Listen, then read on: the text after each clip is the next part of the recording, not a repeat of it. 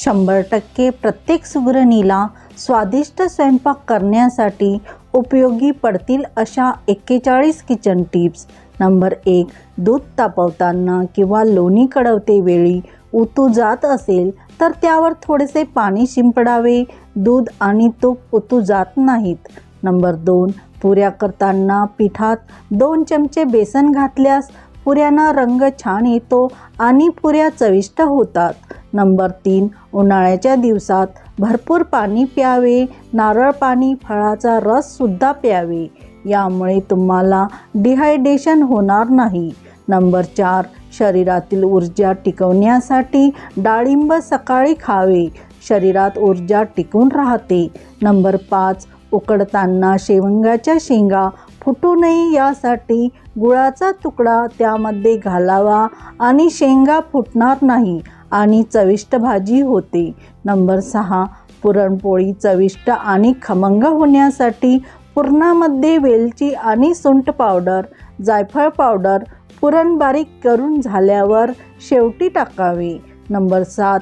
ड्रायफ्रूट्सना फ्रीजमध्ये ठेवायचे नसेल तर थोडे मीठ मिक्स करून जाळी कीड लागणार नाही. नंबर 8.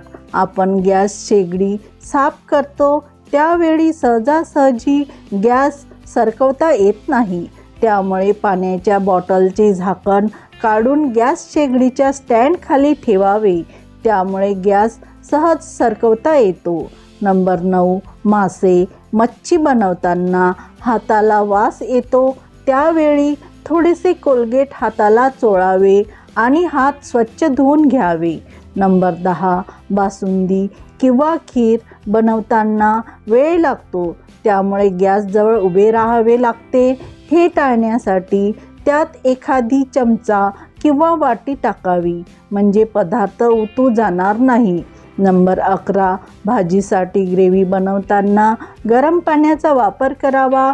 यामुळे भाजीला तर्री छान येते आणि भाजी लवकर तयार होऊन चवीला छान लागते. नंबर 12. शिमला मिरचीची भाजी करताना भाजीमध्ये थोडेसे बेसन पीठ मिक्स करावे. त्यामुळे भाजी घट्ट चविष्ट होते. नंबर 13.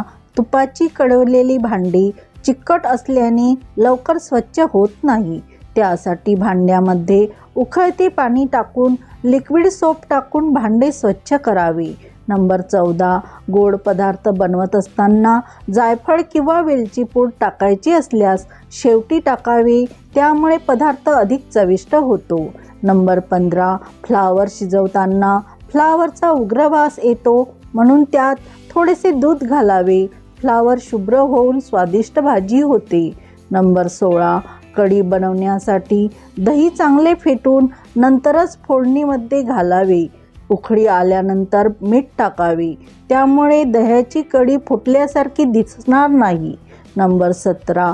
कोणत्याही भाजीमध्ये तुम्हाला आंबटपणा नको असेल तर टोमॅटोच्या बिया बाहेर काढून टाकाव्यात. त्यामुळे आंबट भाजी होणार नाही. नंबर 18.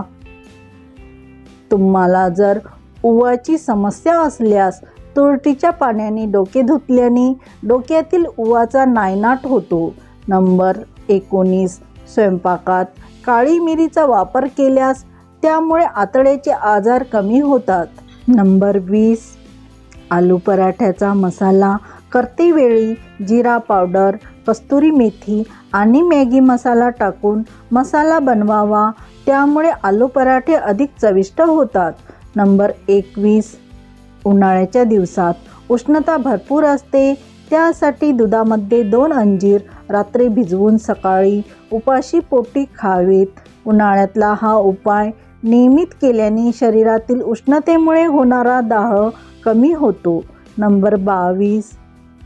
मासिक पाळीमध्ये पोटदुखीचा त्रास जास्तच होत असल्यास पपई, अननस खाल्ल्याने त्रास कमी होतो. नंबर 23. हिरव्या पालेभाज्या शिजवताना झाकण न ठेवता पालेभाज्या शिजवाव्यात. यामुळे भाज्याचा रंग हिरवागार राहतो.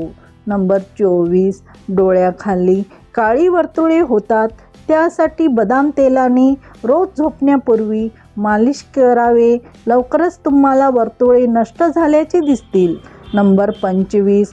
पार्लरला जायचे नसेल तर चेहऱ्याचा रंग गोरापान होण्यासाठी मसूरच्या डाळीची पावडर करून त्यामध्ये चंदन पावडर आणि गुलाब पाणी टाकून पेस्ट बनवा आणि चेहऱ्याला लावावे. त्यामुळे त्वचा टाईट होऊन आणि रंग गोरापान होतो. नंबर 26, तुम्हाला जर अशक्तपणा आला असेल तर किंवा वजन वाढत नसेल तर आहारामध्ये प्रोटीनयुक्त कॅलरीयुक्त अशा पदार्थाचा समावेश अवश्य करावा. अशक्तपणा दूर होईल. नंबर 27, गुलाबजामुन बनवताना पाकात फुटत असतील तर पाक कोमट ठेवावा. गुलाबजाम तळून झाले की लगेच पाकामध्ये न टाकता थंड झाल्यावर टाकावे आणि नंतर पाकाला गरम करावी. त्यामुळे गुलाबजाम मऊ होतात. नंबर 28, उन्हाळ्यातील दिवसात चपात्या लवकर कडक होतात. त्यासाठी डब्यामध्ये आल्याचे 2 तुकडे ठेवावे. त्यावर कॉटनचा नॅपकिन ठेवावा. त्यामुळे चपात्या मऊ आणि ताज्या राहतात. नंबर 29, भाज्यामध्ये लाल तिखटचा वापर जास्त केल्यास डोळ्यांना आणि मेंदूला हानिकारक ठरू शकतो. नंबर 30, ब्रेड आणि अंड्याचे पदार्थापासून मूतखड्यासंबंधी रोग होऊ शकतात. नंबर 31, गाजराच्या रसामध्ये मध मिक्स करून पिल्यास शरीरातील गंभीर रोगसुद्धा नाहीसे होतात. नंबर 32, भटुरेचे पीठ मळताना त्यामध्ये बटाटा उकडून घातल्यास भटुरेचे पीठ चिवट होत नाही. नंबर 33, रस्सा भाजी छोलेची बनवताना आमचूर पावडर थोडीशी घातल्यास छोलेचा रस्सा अधिक चविष्ट होतो. नंबर 34, व्यायाम किंवा डाएटनुसार वजन कमी होत नसेल तर दुपारच्या रात्रीच्या जेवणानंतर लसूण कढी खावीत. त्यामुळे वजन कमी होईल. नंबर 35, उकडलेल्या बटाट्याचा पदार्थ करण्यासाठी आपण बटाटे थंड पाण्यामध्ये ठेवतो पण बटाट्याची चव बिघडते. यासाठी बटाटे उकडून झाल्यानंतर थोडा वेळ फ्रीजमध्ये ठेवावेत. नंबर 36, कुठल्याही भाजीला तर्री येण्यासाठी भाजी मंद गॅसवर शिजवावी. भाजीला रंग आणि तर्री तवंग येतो. नंबर 37, कधीकधी फ्रीजला बुरशी येते. अशा वेळी फ्रीज पुसताना खाण्याचा सोडा वापरून फ्रीज पुसावा. नंबर 38, कारले आणि दुधी भोपळा मध्ये लो कॅलरीज आणि फायबर असल्यामुळे वजन कमी व्हायला मदत होते. नंबर 40, उसाच्या रसामध्ये थोडे आलं टाकून प्यायल्याने उष्णतेचा त्रास कमी जाणवतो. व्हिडिओ संपूर्ण पाहिल्याबद्दल खूप खूप आभार.